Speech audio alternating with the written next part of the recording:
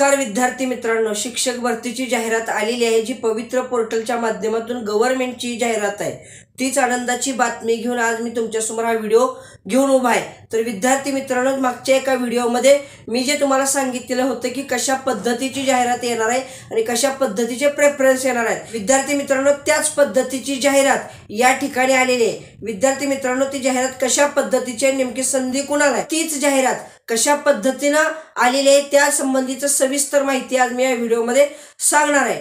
तर विद्यार्थी मित्रांनो, ही जाहिरात आहे बुलढाणा जिल्ह्यातल्या जिल्हा परिषदेची एज्युकेशन प्रायमरी सेक्टरची, म्हणजे जे 1ली ते 8वीला शिकू इच्छितात आणि त्यासाठी जे क्वालिफाय आहेत त्यांच्यासाठी जाहिरात आहे जी पवित्र पोर्टलवरती अवेलेबल झालेली आहे। विद्यार्थी मित्रांनो, ती जाहिरात नेमकी कशी आहे, नेमकी कुणाला संधी आहे ती मी या ठिकाणी तुम्हाला सांगणार आहे। तर विद्यार्थी मित्रांनो, बुलढाणा जिल्ह्यामधले जे एज्युकेशनल प्रायमरी ऑफिसर आहेत त्यांनी ही जाहिरात पवित्र पोर्टलवरती प्रसिद्ध केलेली आहे आणि ज्यांनी सप्टेंबर महिन्यामध्ये पवित्र पोर्टलवरती रजिस्ट्रेशन केलेलं आहे, टेट 2023ची एक्झाम देऊन त्यांनाच यामध्ये संधी उपलब्ध असेल। ज्यांनी रजिस्ट्रेशन केलेलं नसेल किंवा ज्यांनी टीईटीचे कुठलेही पेपर किंवा सीटीईटीचा कुठलाही पेपर क्वालिफाय केलेला नसेल तर त्यांना संधी असणार नाही असं त्या ठिकाणी नमूद करण्यात आलेलं आहे। तर विद्यार्थी मित्रांनो, 1ली ते 5वीसाठी म्हणजे डिप्लोमावरती डीएडवरती जे आधारित आहेत आणि टीईटीचा पहिला पेपर ज्यांनी क्वालिफाय केलेला आहे त्यांना 1ली ते 5वीसाठी या ठिकाणी संधी आहे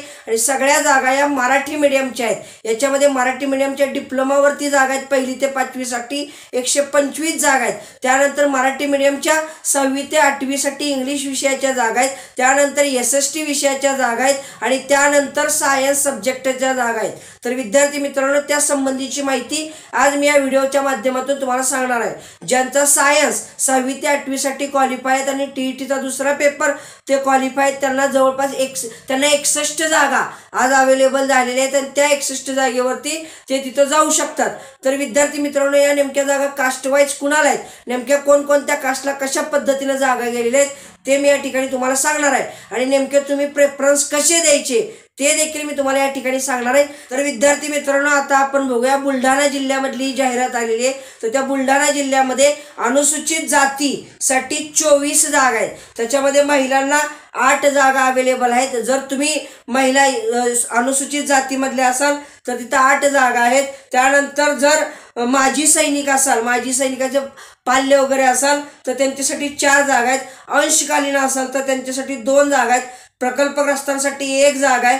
त्यानंतर जर तुम्ही खेळाडू म्हणून जर तिथं असाल तर तिथे 1 जागा आहे आणि नॉन रिझर्व्हसाठी 8 जागा आहेत। अशा 24 जागा अनुसूचित जातीसाठी आहेत।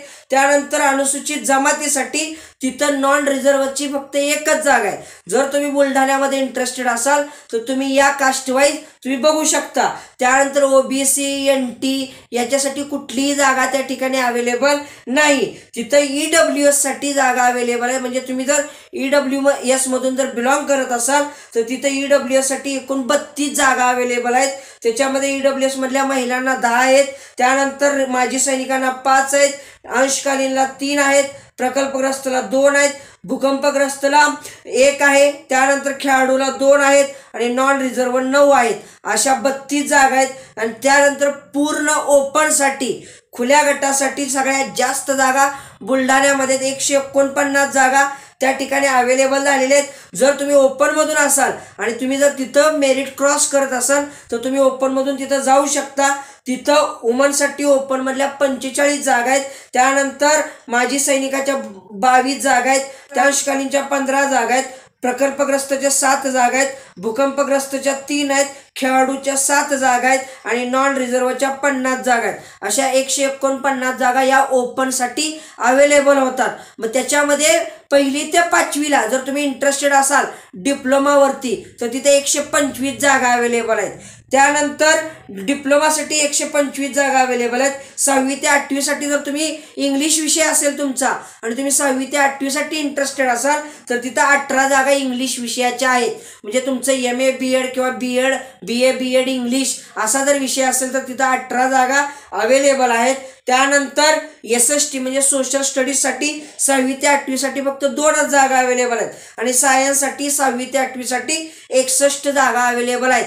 म्हणजे जर तुम्ही 1ली ते 8वी मध्ये D.Ed B.Ed जर केलेलं असेल आणि TETचा पहिला पेपर किंवा दुसरा पेपर जर तुम्ही क्वालिफाय असाल तर तुम्हाला इथं जास्तीत जास्त संधी आहे. आणि तुम्ही जर बुलढाण्यामधले रहिवासी असाल आणि तुम्ही या कास्टमधून जर बिलॉंग करत असाल तर तुम्हाला इथं संधी. आणि मला सांगायला देखील असं वाटतं की जे बुलढाण्यामधले OBC आहेत, NT आहेत, त्यांना गव्हर्नमेंटच्या या जागेमध्ये अजिबात इथं संधी मिळणार नाही. जर तिथं विनाअनुदान किंवा संस्थेच्या बुलढाण्यामधले असतील तर तुम्ही तिथं जाऊ शकता, पण प्रायमरी 1ली ते 8वी मध्ये NT OBC बुलढाण्यामध्ये नाही. त्यामुळे बुलढाण्यामधले जे विद्यार्थी आहेत ज्यांना 1ली ते 5वीला शिकवायचंय ते या जाहिरातीनुसार आता बुलढाण्यामध्ये शिकवू शकणार नाहीत. हे मी या जाहिरातीनुसार तुम्हाला सांगत आहे. मी तुम्हाला मागच्या एका व्हिडिओमध्ये सांगितलं होतं की या पद्धतीची जाहिरात येऊ शकते आणि त्याच पद्धतीची जाहिरात आलेली आहे. आणि नेमके कसे प्रेफरन्स द्यायचे ते मी तुम्हाला सांगितलेलं होतं. ते पुन्हा एकदा नेमके कसे प्रेफरन्स द्यायचे याच्यावरती मी देखील व्हिडिओ बनवणार आहे. पण विद्यार्थी मित्रांनो, आता तुम्हाला एक नेमकं काळजी घेणं गरजेचं आहे की आता उदाहरणार्थ EWHचे विद्यार्थी आहेत, त्या EWHच्या विद्यार्थ्यांना समजा बुलढाण्यामधून ऍप्लिकेशन करायचं, पण त्यांच्यापुढे नेमके किती विद्यार्थी आहेत यासाठी मी कास्ट वाईज कट ऑफ बनवलेला होता की जेणेकरून तुमच्या पुढे किती विद्यार्थी आहेत आणि तुमच्या येणाऱ्या जागा किती आहेत आणि तुम्हाला नेमके प्रेफरन्स कशा पद्धतीने द्यायचे आहेत या संबंधी माहिती देणारा हा एक व्हिडिओ होता. म्हणजे तुम्हाला नेमक्या कोणत्या जिल्ह्यामध्ये तुम्हाला जास्त शक्यता असते, कारण जास्तीत जास्त विद्यार्थी जिथं जास्त जागा असतात त्यांच्या कास्टच्या तिकडं त्या जिल्ह्यामध्ये जात असतात, कारण नोकरी प्रत्येकाला हवी असते. म्हणून तुमच्या पुढे किती विद्यार्थी आहेत आणि तुम्ही नेमक्या कोणत्या मार्क्समध्ये याच्यासाठी मी caste wise with proof cut off बनवलेला आहे. तर विद्यार्थी मित्रांनो, तुम्ही त्याच्यावरती जाऊ शकता. जे कट ऑफचे अवेलेबल आहेत, तुम्ही जर त्या कास्टमधले असाल तर तिथं जाऊन तुम्ही तो व्हिडिओ बघू शकता आणि तुम्ही त्या मार्क्सवरती असाल.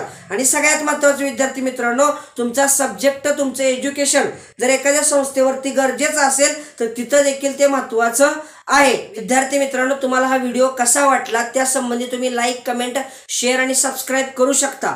पण नेमके प्रेफरन्स कसे द्यायचे या देखील संबंधी मी एक व्हिडिओ बनवणार आहे आणि वेगवेगळ्या जिल्ह्याची माहिती आणि राहिलेले सगळ्या कास्टचे कट ऑफ मी लवकरात लवकर या व्हिडिओवरती माझ्या चॅनलवरती टाकणार आहे. त्या संबंधी तुम्ही नक्की सबस्क्राईब करा, कमेंट करा, शेअर करा. तुमचा जर काही डाऊट असेल तर तुम्ही नक्की विचारा आणि तुम्ही हा व्हिडिओ पाहिला त्याबद्दल धन्यवाद.